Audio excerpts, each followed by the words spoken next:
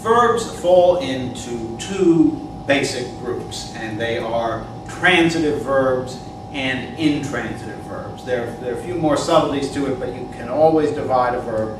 Again, with the exception of the modal verbs, which are weird, you can always say a verb is either transitive or intransitive. So what does that mean? Well, what we're going to see is that transitive verbs are verbs that have direct objects. So what is that? Okay. Supposing I do that. I hit the board.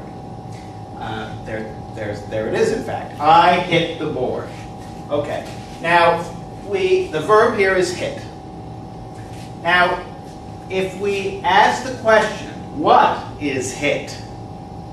Can we answer that question sensibly following what the sentence says? I hit the board.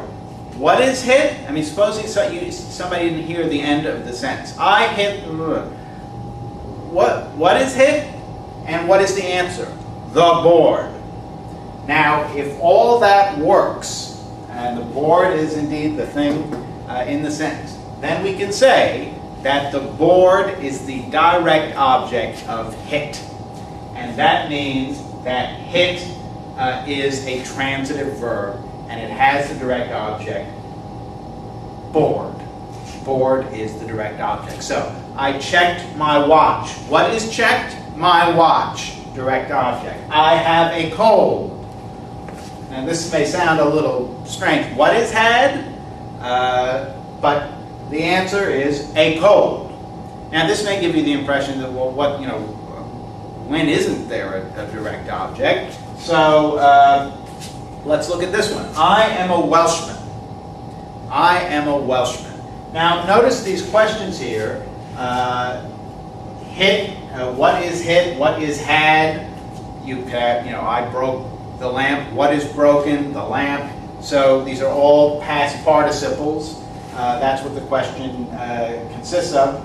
So the question, first of all, would be, what is been? I'm a Welshman. The verb is am, form of to be. The past participle of to be is been. What is been? Well, right away, we're not in English territory. This is not an English question. What is been? You can't even say that. And indeed, what we have here is nothing that you could call a direct object. And indeed, the verb to be can never take a direct object. It is always intransitive. The soup tastes lousy. The soup tastes lousy. The question would be, what is tasted? Now, you might be tempted to say, well, the soup is tasted, but that is not what this sentence says.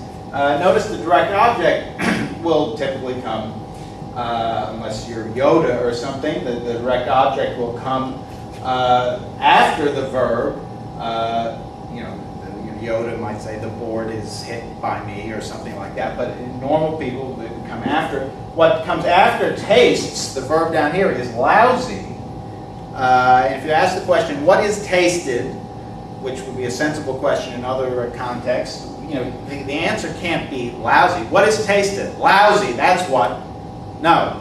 Here again, there is no direct object, and therefore tastes here is an intransitive verb. Now, if the sentence were different, if it were, I tasted the soup, and then you ask, what is tasted?